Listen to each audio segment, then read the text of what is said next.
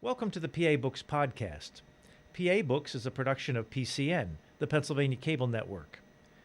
This program features interviews with authors of books on Pennsylvania people, history, sports, business, nature, and politics.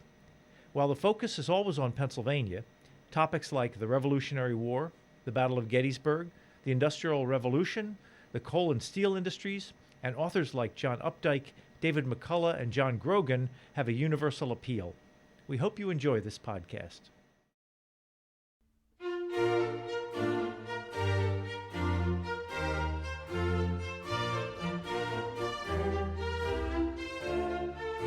This week on PA Books, S.L. Price, author of Playing Through the Whistle. S.L. Price, author of Playing Through the Whistle. Why did you decide to write about Aliquippa, Pennsylvania?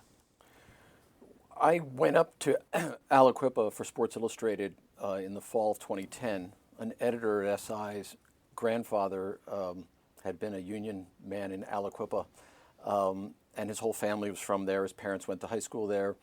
And he basically said, my hometown, or my family's hometown, is this incredible place that has fallen on these very hard times because of the steel mill.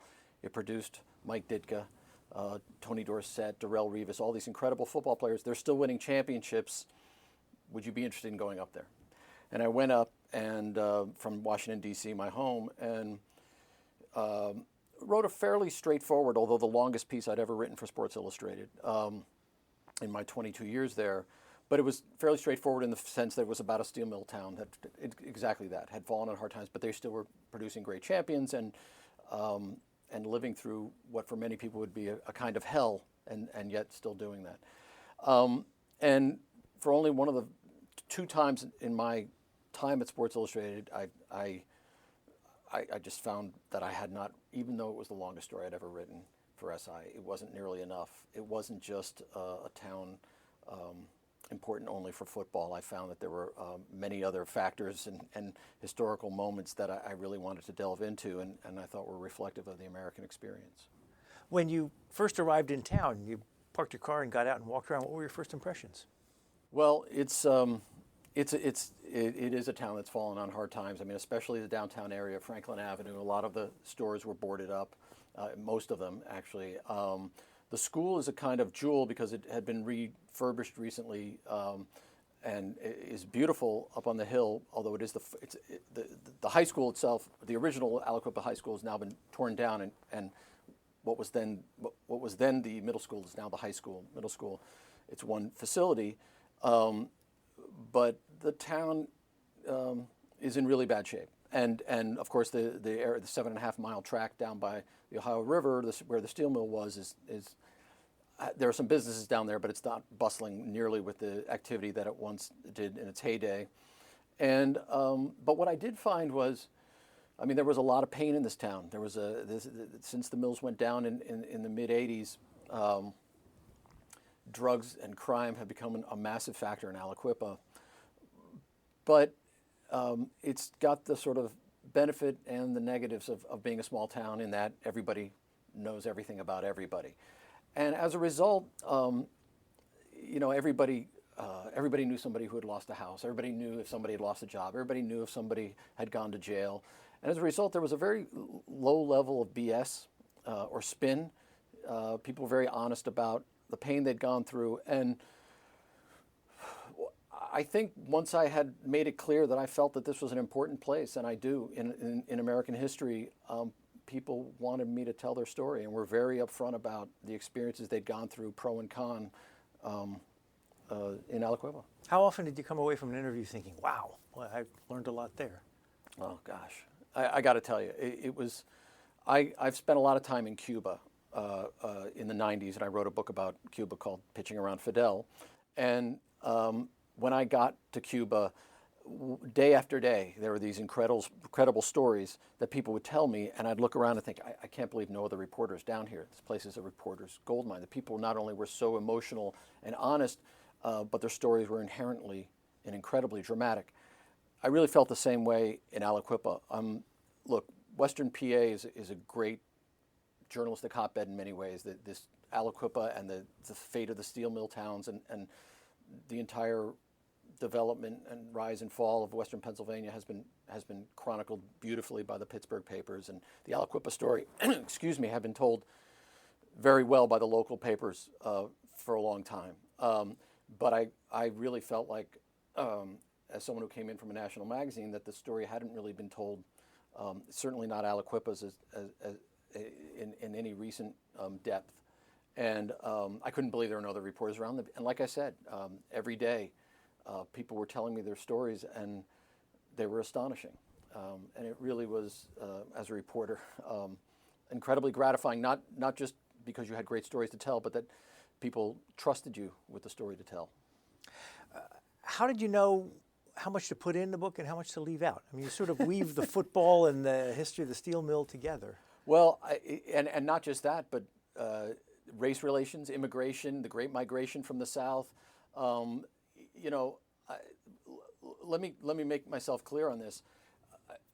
I went there thinking Aliquippa was a place that just produced great football players, but over and over I got the sense, more than once, that this is where America kept happening for the last 50, 100 years. Again, not just immigrants coming from the stream of immigrants coming through Ellis Island, but then the Great Migration of blacks from the South.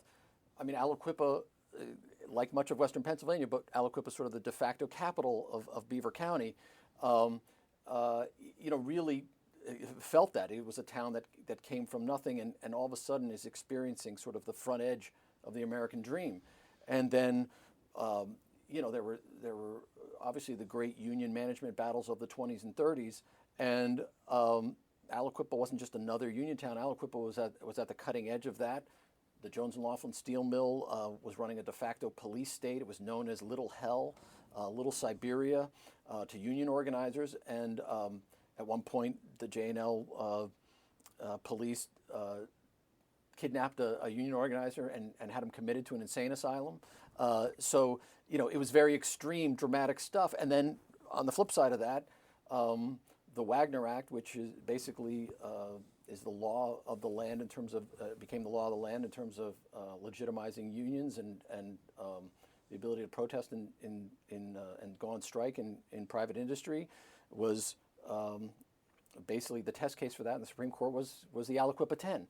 So, and then every community has had racial problems and drug problems, but in Aliquippa, the racial problems became race riots and the schools shut down, and it was affecting the football team. And then the football team helped solve those problems to a certain extent. And meanwhile, the drug problems come in, and it's not just low-level drug infestation. It is incredible gang activity and a crack cocaine epidemic sort of takes over the town. And for example, Tony Dorsett, who was from one of the most famous football players from Aliquippa, although he went to Hopewell High right next door, his nephew was running the biggest crack ring in town. And the crack ring was broken by a former Aliquippa quarterback attached to the DEA. So all these things sort of weave together in very dramatic, interesting ways. And it was a task to try and figure out how to do that. And in the end, I just kept chronologically trying to tell the story as straight as I possibly could, not making it just a football book, but a book about many strains in the history of this town. And in essence, it's a biography of Aliquippa and a special American place. For people who don't know, where is it? 20 some odd miles downriver outside of Pittsburgh, along the Ohio River in Beaver County. And like I said, it was essentially the de facto capital of Beaver County. It was the biggest commercial hub for a long time, and it was about the size at its peak of 27 to 30,000 souls. It's now down to about 9,500. And Jones and Laughlin was the big steel mill at the time. How big was it? It ranged. It was one of the biggest integrated steel mills in the world. It was 7.5 miles along the Ohio River, essentially built on the remains of an old amusement park that was built by the railroad to attract people in the late 1800s, and Jones and Laughlin, feeling constrained on the south side of Pittsburgh, was looking for, basically was getting too big and needed more land and a bigger plant. And it built this town, essentially bought up all this property and created and built from scratch what was supposed to be a utopian town, as one of the Jones families put it, the best place for a steel worker to live and work. It was supposed to be, it was created almost through this utopian impulse, and there was 12 plans. It was divided up into 12 plans, and the different ethnicities lived in different parts of the town. Serbs in one place, Croats in the other, Poles, Irish, Italians in West Aliquippa, blacks, of course, in a different section of town. And it was both obviously organic in the sense that people would settle around their own people when they first came to town. Families and cousins would go there first, and then others would come in and build around it, and you wanted to be around that. But it also served the J&L well, because it created divisions and kept people separate and created hostilities that were good for keeping union organizing at a minimum. Oh, there were hostilities between the ethnic groups? Sure. This is the 20s you're talking about? This is, 10s and 20s, absolutely. And I don't mean open warfare, but different languages. I mean, simply you knew, and of course, not only different languages, and Serbs and Croats certainly had tensions and would go at it physically and otherwise, but also in Plant 6, for example, that's where the union bosses and management lived, and blacks certainly weren't allowed to even go in there, much less live there, and there were certain pools reserved for blacks and certain for whites, and it was very much a balkanized town, for lack of a better word. The steel mills would hire black workers in the 20s? Oh yeah, in fact, very much so. After World War I, there was a labor shortage because immigration sort of stopped from Europe, and not stopped, but certainly slowed down, and so J&L and other steel mills would send out agents down south to bring up and attract black workers from the south, and that really was the big push and pull of the North that created the Great Migration, or one of the first waves of it. Did you ever figure out why Aliquippa has produced so many good football players? See, this is the ultimate question. I mean, no, there's no hard and set rule. I mean, look, it is a strange thing. Western PA is known for great football, and every town has, Beaver Falls has Joe Namath, and another, Joe Montana is Monongahela, and Johnny Unitas, and the list goes on and on. And is it known nationally for that, or do we just think that because we're from Pennsylvania? No, it's absolutely known. In fact, Ernie Accorsi, the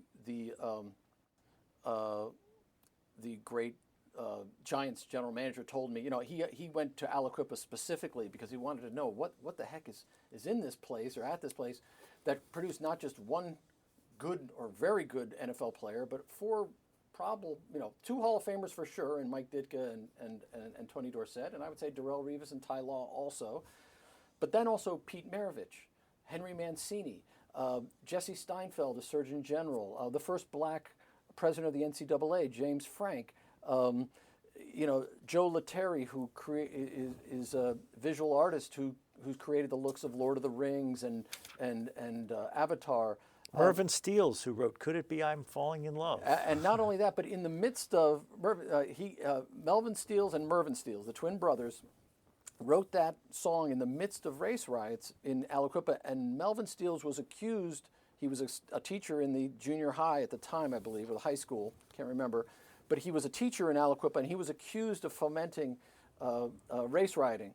And he wrote this eloquent letter to the paper, and in the midst of all that tension, he and his brother sit down and write one of the great pop standards of the early 70s, Could It Be I'm Falling in Love? And it was about his woman who's still his wife to this day. It's a place that, to answer your question, I think part of it is first of all, it was the biggest town in Beaver County, a hotbed of football. Secondly, it was the geography of it. It was an incredibly tight confines, and you had real friction between the groups and competition between all these different areas. They all had sports teams, and they all funneled into the high school, and so there was an incredible competition. the other thing is, and this starts with Mike Ditka, who we all know is sort of the fiery former player and head coach and now commentator. He really set the tone for this sort of manic intensity that Aliquippa has sort of followed ever since. Not only are they great football players, but they're sort of larger than life figures. They're big personalities and they're big targets, and they have to back it up. The last thing is that in Aliquippa, more than almost any other place, there's no mercy on these kids, and if you better win. And that has its upside, and we know it has its downsides. But essentially, you would be told over and over, and I was told this continually by ex-players, if we lost a game in Aliquippa, we heard about it immediately, and it was like, you suck. What the hell are you doing losing? And that wasn't coming from a random fan. That was coming from dad, your uncle, your cousin, all of whom who had played in Aliquippa and really expected you to meet that standard. So there's that. And then there's also the steel mill obviously created this incredible toughness in the area. And since the steel mill went down, football has really become one of the main, if not the main, ways out and the way to actually create a life for yourself outside of Aliquippa.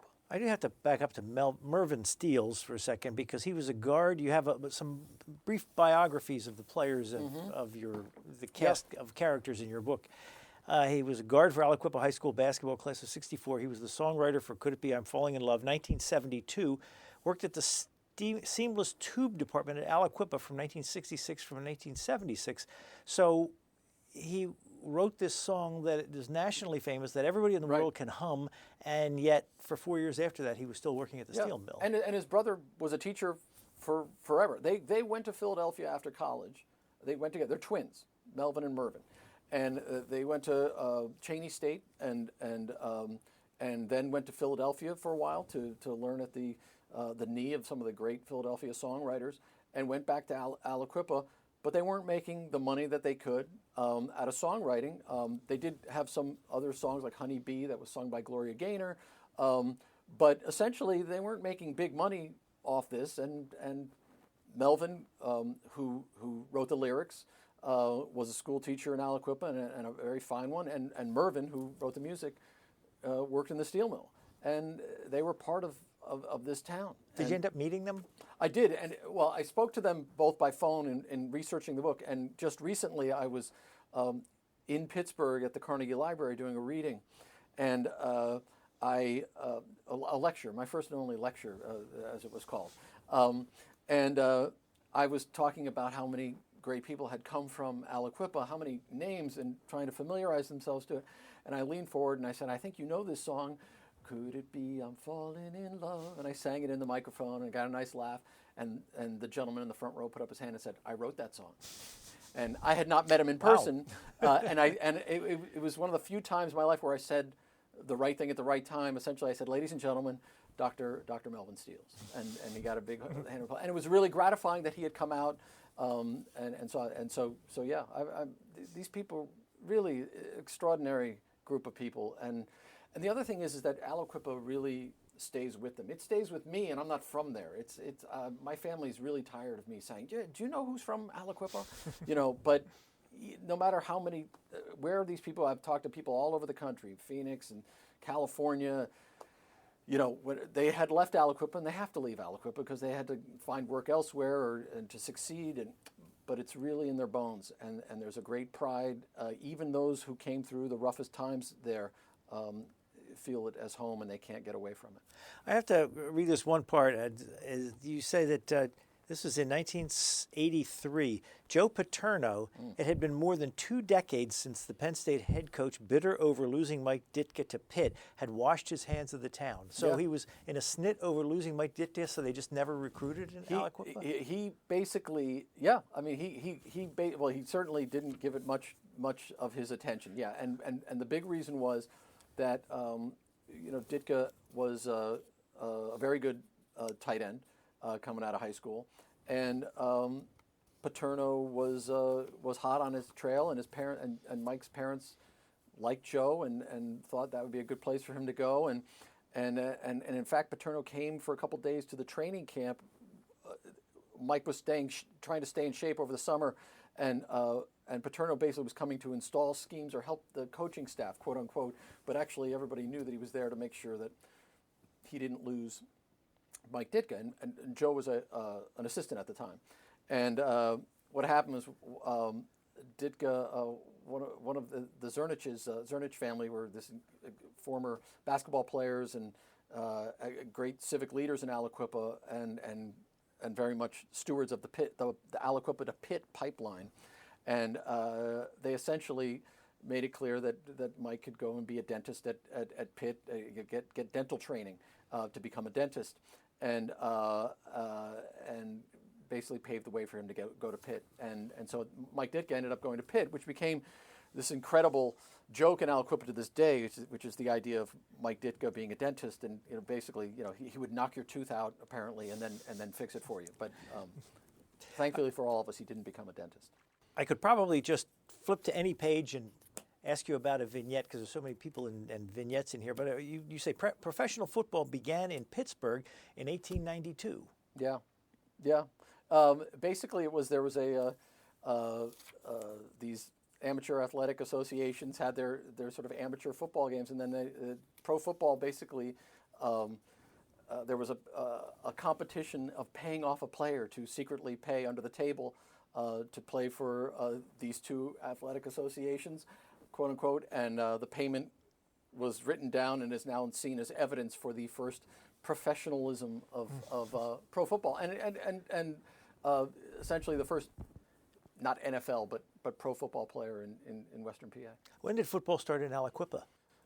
It started in 1914 officially. The high school started a few years earlier, and they gave it a couple runs, and it just sort of fell apart from lack of interest over a 2-year period. And then in 1914, they sort of kicked off, and but I believe they had 100-0 loss their first year in one game, and it took a while. Interestingly enough, Jackie Robinson in 1947 was, of course, lauded for integrating, Major League Baseball, but high school football, not just in Aliquippa, throughout Western PA. I wouldn't say it was colorblind, because colorblindness was not certainly the order of the day, but very quickly, within the first couple of years, there was 1 or 2 black players on Aliquippa's football team throughout. You say Pitt and Penn State did not integrate their football rosters until the mid-1940s, but 2 years after Aliquippa's team's inception, a Condor, the school newspaper photo of the 1916 squad, includes for the first time one unnamed black player. Right, and it was not a matter of stated principle. And by the way, this is at a time when, in the 20s, the Ku Klux Klan was very active in Pennsylvania, and certainly there were Klan meetings and crosses burning in Aliquippa in the 20s, but it never carried over to sports. The sports was sort of considered a safe zone, and you just didn't touch it for whatever reason. I mean, in the mid-30s, one of the co-captains, Major Powell, was of Aliquippa High School, was a black lineman, and very well regarded and incredibly respected. So, and again, don't get me wrong, there was great tension between blacks and whites in Aliquippa, but for some reason, sports was important. You were carrying the banner of the town, and we wanted our best talent out there, and they did, regardless of race. And you had all of them together, at least when it came to sporting activities, carrying the banner of Aliquippa elsewhere. But they weren't the only town doing that. I mean, Washington, PA had a great player as well, and he was known for it. So high school football, in a weird way, was ahead of the curve, ahead of the pros. What would game day have looked like in 1916? Boy, I think it was. I mean, they were clearing alleys for practice, like vacant lots for practice. So it was an incredibly rudimentary and dangerous game. I mean, really, and like. We're talking bare-fisted, bare-skulled, bare everything. No, very little in terms of padding, and essentially this is for a long time Aliquippa wasn't very good, and their first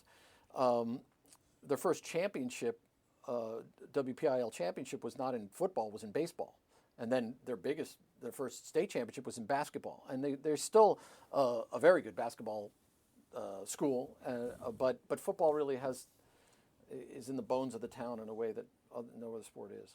So since we're talking about the 19-teens and 1920s, what was going on at the mill at the time, and what was town life like?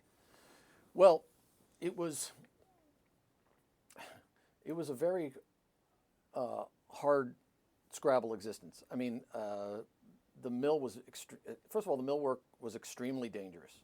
You had 2 or 3 men, sometimes boys, being maimed or dying in the mill every year on average. The work was dangerous, was dirty. The workers had no power. They were the J&L management had control over the water system, over the housing. So if they didn't like someone's attitude, they weren't just losing a job; they'd lose their house and be out in the street. There was a Crow Island. There was an island in the Ohio River, right offshore. Island is stretching it, but there was a couple man-made bridges just to get over there. And because it was in the river, the blue laws of Pennsylvania didn't apply, so they could play sports on the weekend, and that's where they had gardenings and gardening and activities out there. And it was one of the few places you could sort of get away from mill life and have entertainment, as it were. But overall, it was. I mean, this is a tough existence, and it really wasn't. And it wasn't until really the post-World War II period where Aliquippa and other towns like it became, for lack of a better word, the closest thing I think you're ever going to find to a workman's paradise. I mean, the whole idea of, Marx saying it, or Engels, the idea of a workman's paradise is kind of a joke. But this was a place and time after the victories of the Unions, and you had an entire class of people who they could come in with just a thick accent and a shovel and get a job at the mill and be able to provide for their family, buy a house for $25,000, have time off during the year, and also be part of the American experiment, the American ladder. They were part of it, and a respected political class in terms of political clout. So it was, for 30 years, you had a town that after the sort of the tensions of the 20s and the labor problems of the 30s and 20s, and after the horrors of World War II, because Aliquippa, like many towns, lost a lot of its boys overseas. You had a town that really, if you ask people about J&L in Aliquippa today, former workers, they look upon it fondly, because J&L became the Jones and Laughlin Mill, which became really a paternalistic and really a community partner that really was part of the town's growth and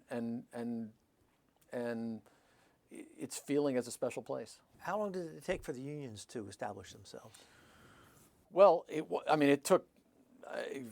Was it ugly? It was very ugly. I mean, you had, like I said, you had the police force in town there was the coal and iron police all over the state, but J&L's was particularly tough and savage in the order of the day. Harry Mauk, M-A-U-K, was sort of running plant security, quote unquote, and he was in charge of busting any kind of union activity.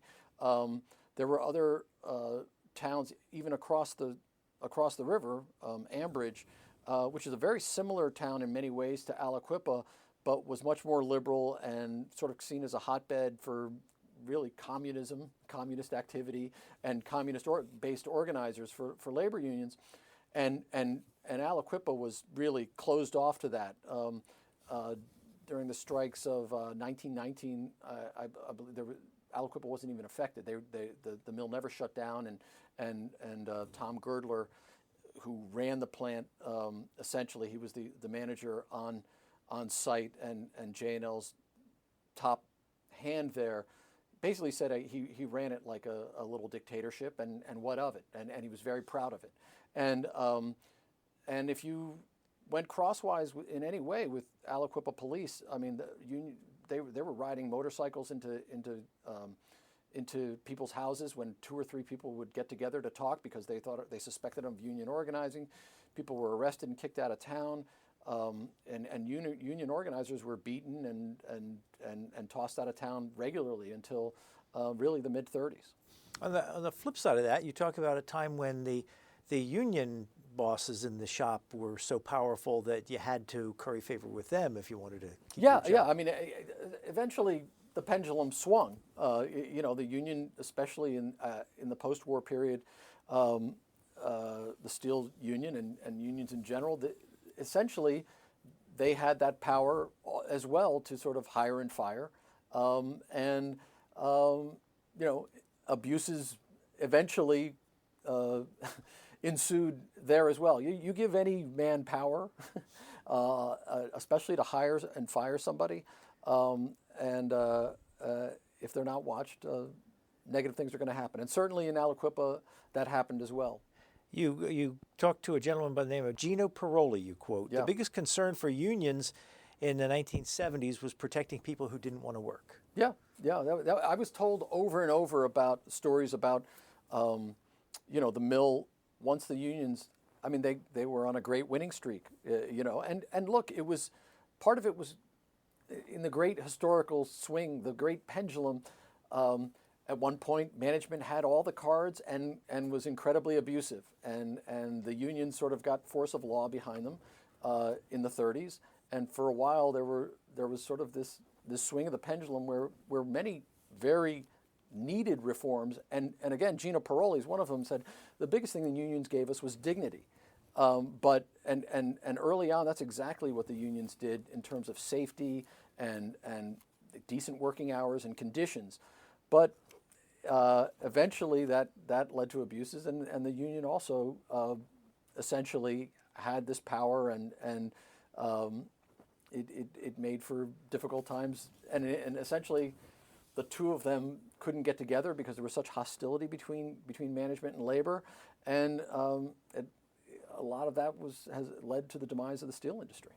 When was the peak? When the steel company and the unions and the football team and the town were all at the top?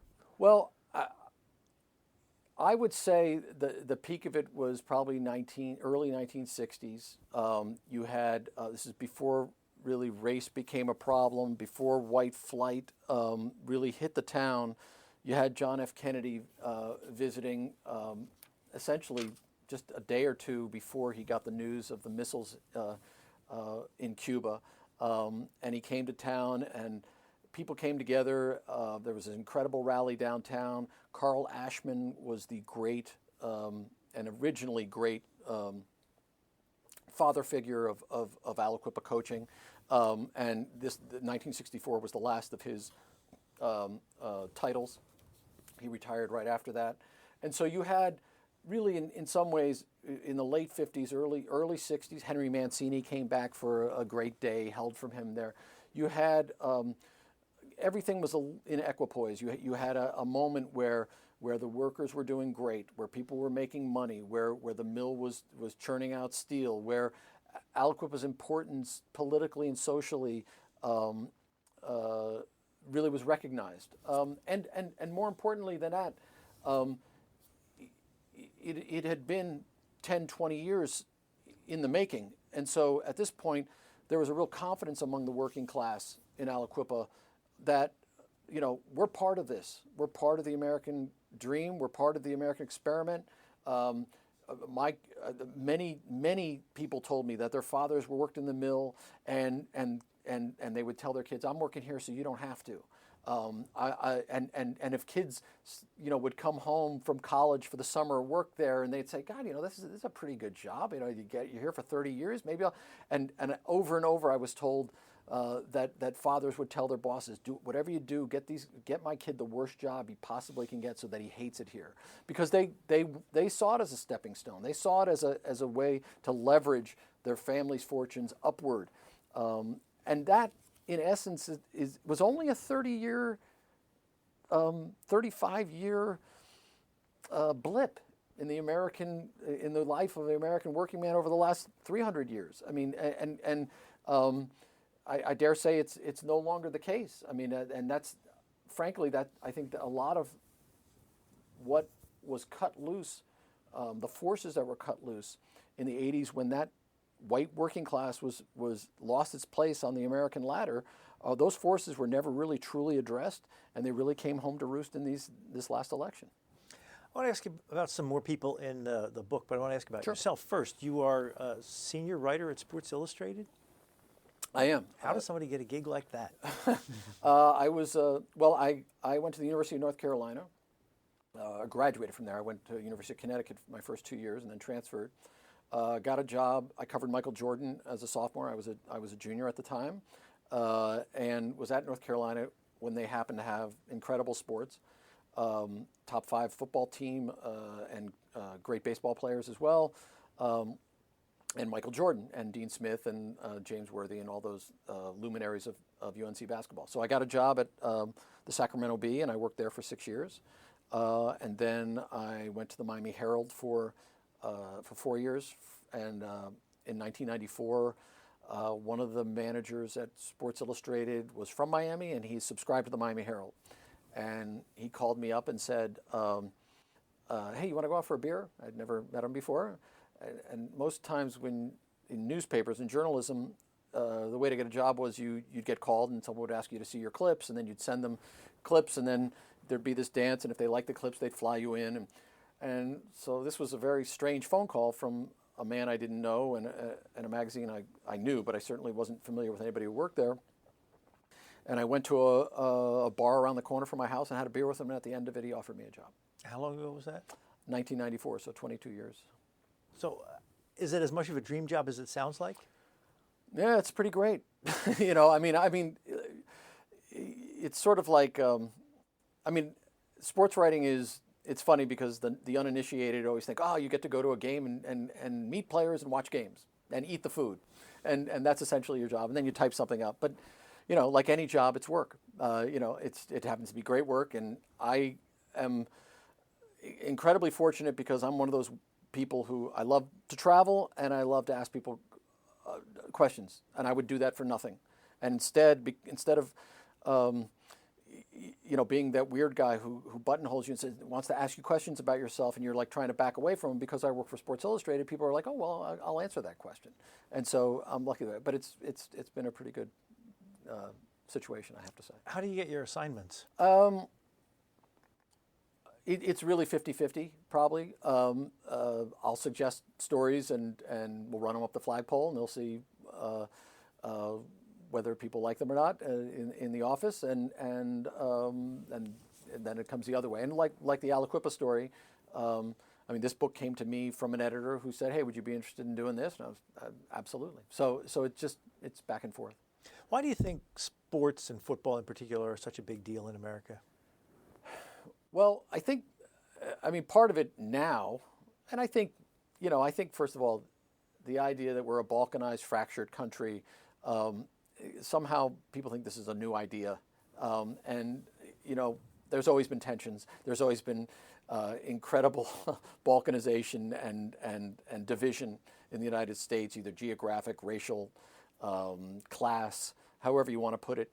Sports, frankly, has long been one of the few places of community where people come together of all those different races and classes and creeds and can scream their head off about their town. It's tribal. It's about my town versus your town, my school versus your school.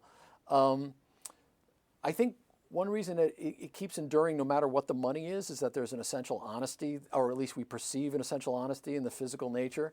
What I mean is that we think we know something about these people because they're put under extreme pressure, under what is essentially false conditions. It's a false construct. We create an aquarium, right? Essentially, put a bunch of stands around it, train people from a very young age, and then put them under the intense scrutiny, intense pressure, and say, go out and perform.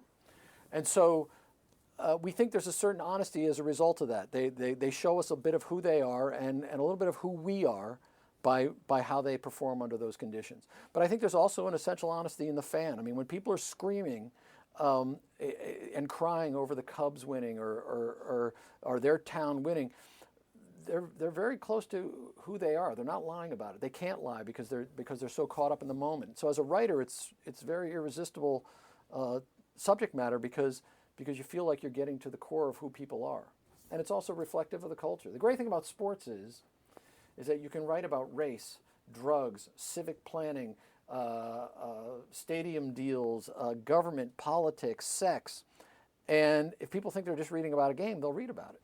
And there are very few other places in the paper, very few sections in the paper, very few where you can sort of learn and understand about the culture, and just think you're seeing two teams going at it and with a winner and a loser.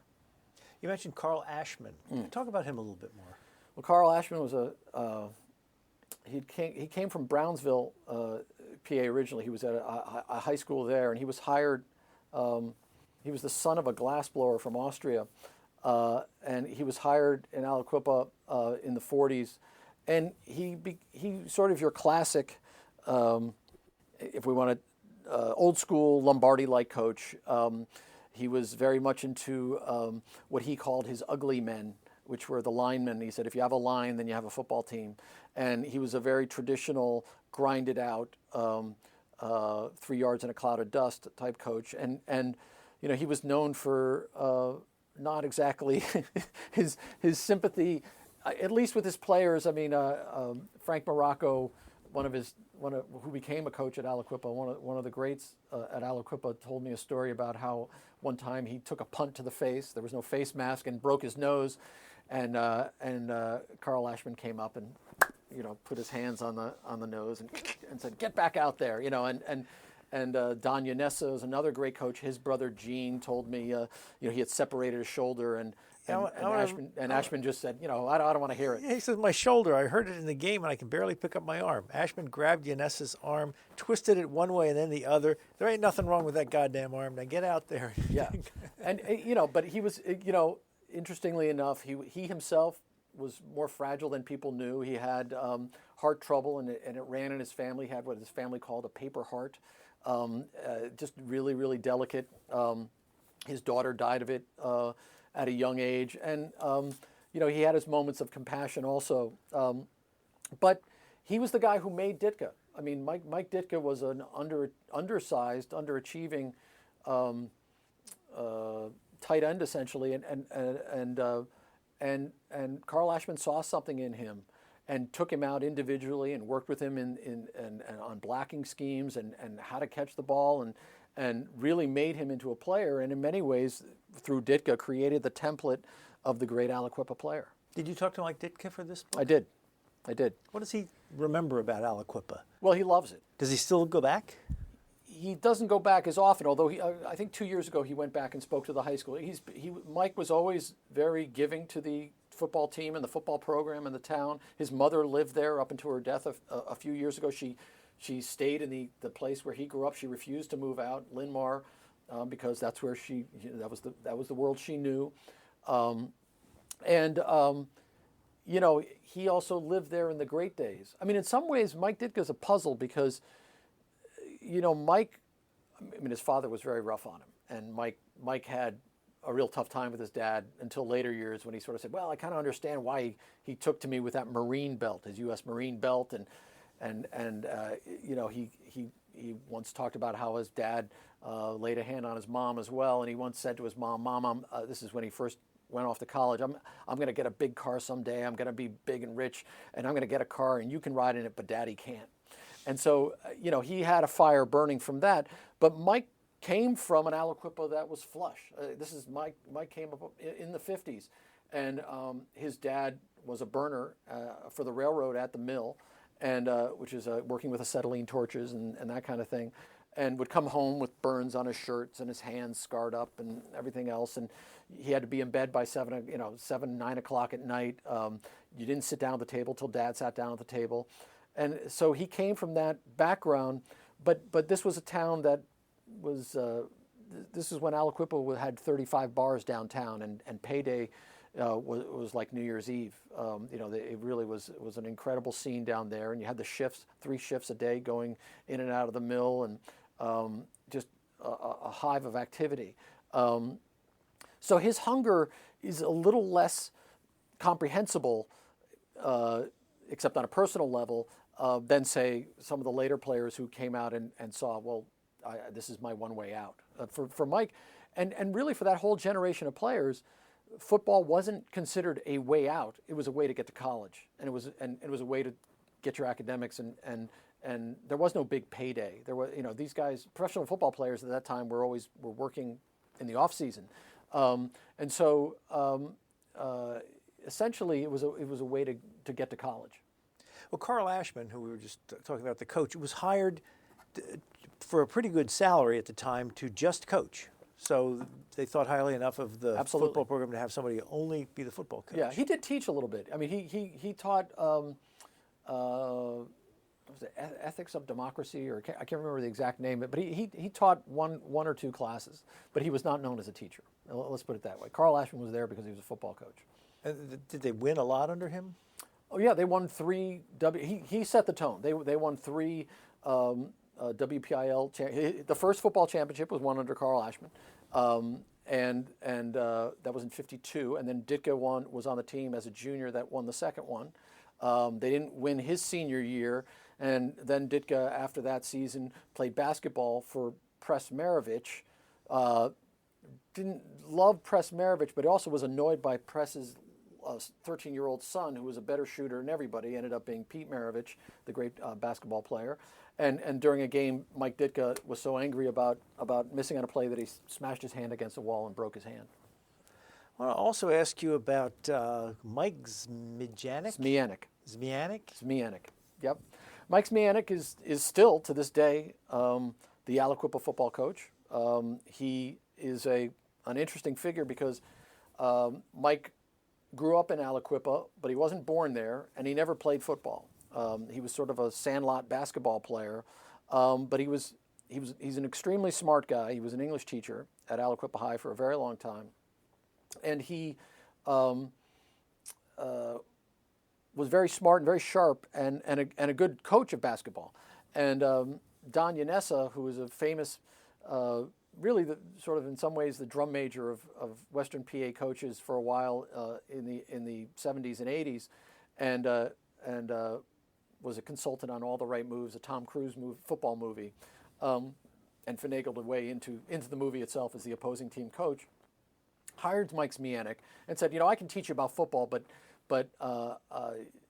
he saw something in him as a coach. And Mike Zmianek has been coaching since '97, I believe, and he's now the all-time winningest coach in Aliquippa history. You mentioned Mike Ditka's father, and Mike Ditka's father was sitting in a bar when a race riot broke out. Yeah, he was. That wasn't unusual.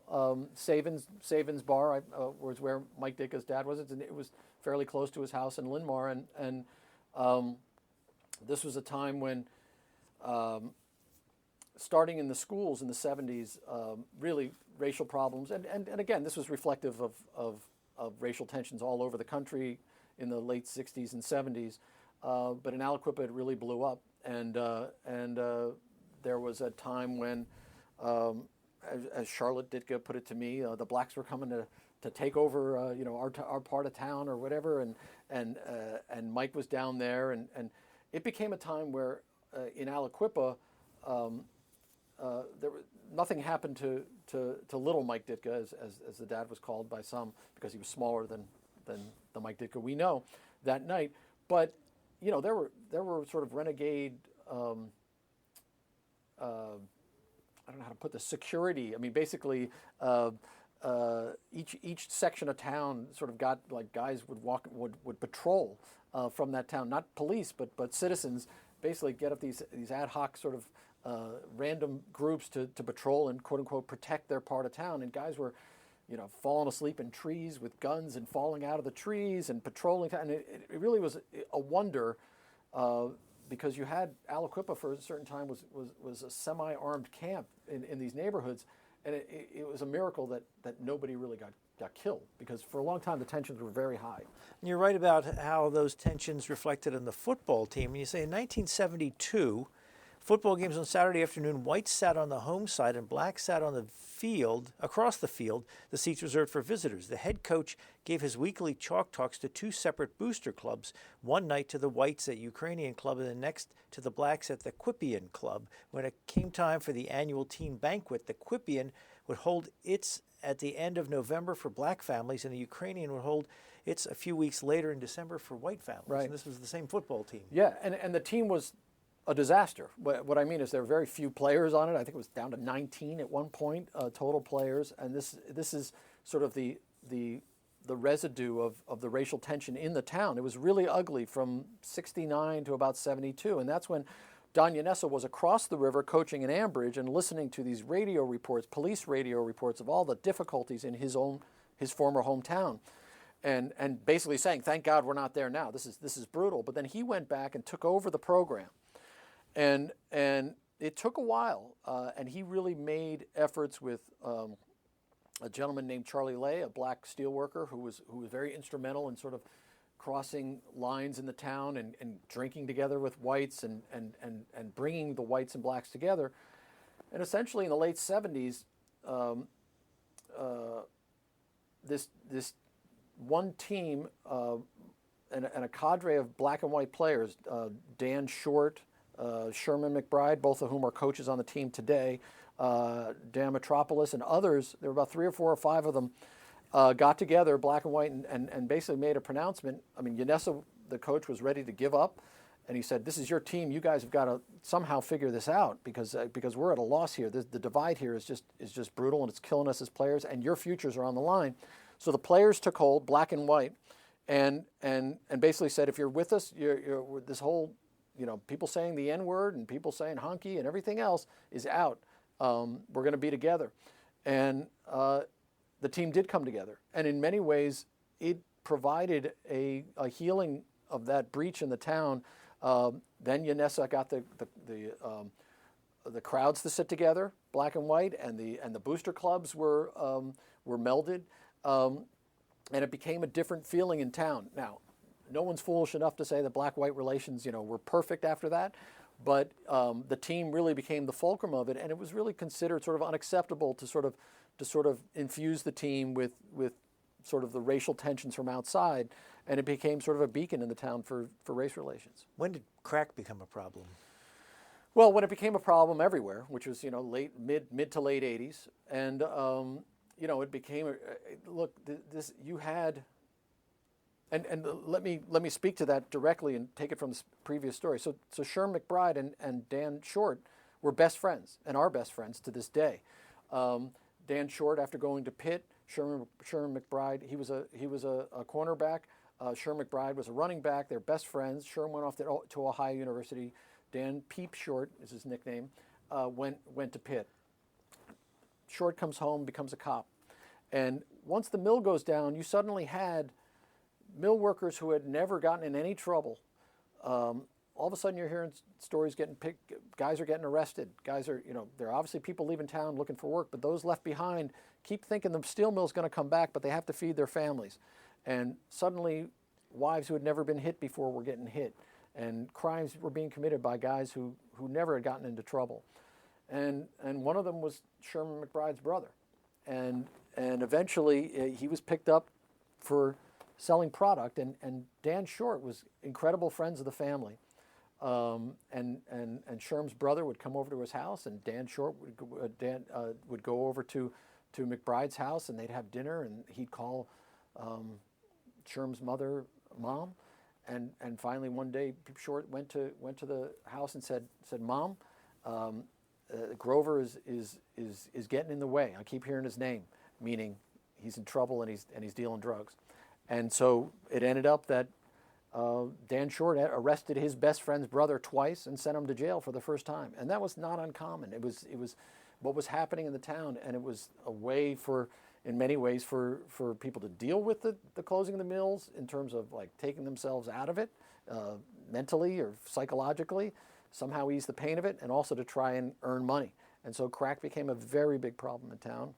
You write here that is it any wonder that in the late 1980s the game got bigger? Mm-hmm. Once merely the vessel of local pride, football in Aliquippa now assumed deeper resonance, even greater import. It was as if those who remained sensed the worst. This is it. This is what is left. Football is the end game, the gritty final distillation of the dream that our great-grandfathers came here to dream. Yeah, Pretty grim. It was grim. And this is, look, I think one reason I wrote this book is because to me Aliquippa is emblematic, but it's unique in that it's representative in the extreme. But there are many towns like Aliquippa. There are many places that suddenly were gutted by the end of the whatever the company town was built for, steel or coal or textiles, and you see them all over the country now. These are towns that are hollowed out, and Aliquippa is a place that's just like them, only more so, and football ended up, because they still produce these great players. They're still doing it to this day. I mean, I think there was 31 boys on the current football team this year, and yet they were in the championship game, and they had gone up to AAA. They were a single A team playing a 3A football, and so in the midst of this negativity, the football team gained even more importance, not just as an avenue out, because you had all these former players making millions, former Aliquippa players suddenly on Sunday playing and signing big contracts like Darrell Revis or Ty Law. But it also was the one place to go during the week for relief from really a ravaged downtown and a future that was truly uncertain. Is there any reason for optimism? Well, Aliquippa is in a really funny place. And I don't mean funny in a good way, ha-ha. I mean, it's a company town without a company. The reason for being, Pittsburgh, for example, is one of the great recovery stories of the last 20 years. But it had other assets going for it. It had healthcare. It had the great bones of a city. It's a beautiful place, and it had universities. Aliquippa was built for one thing. It was built for this one company in this one industry. And the problem with company towns like Aliquippa that are too far out, there are closer towns that were ravaged by the end of the steel industry, like Wilkinsburg, but that's very close to Pittsburgh. So it has, Wilkinsburg has a pretty good chance of being part of the Pittsburgh miracle, because it's right there. It's an adjunct of Pittsburgh. Aliquippa's 25 miles outside, and it really needs another company to move in there. The problem, of course, is that the nature of industrialization, the nature of work has changed so much and so rapidly just in the last 10 years, much less the last 30. If a steel mill that was producing the exact same amount of steel that J&L did and employed 14,000 workers to do it, moved into Aliquippa today, it might have 1,400 workers. And look, there's talk about the natural gas industry has obviously it sits astride the Marcellus Shale like many towns. So there's great hope that perhaps there'll be spillover. There's a plant going up nearby, and there's going to be a spillover to jobs in that respect. So there's hope, but so far the trends are all shrinkage and going downward. I hate to end on a negative note, but we're unfortunately out of time. I wish we had more time to talk. We've been speaking with S.L. Price. He is the author of this book, Playing Through the Whistle, the story of Aliquippa, Pennsylvania. Thank you very much. Thank you. You've been listening to a podcast of PA Books, a production of PCN, the Pennsylvania Cable Network. We'd like to hear from you. Our email address is pabooks@pcntv.com. Like us on Facebook to learn more about PA Books.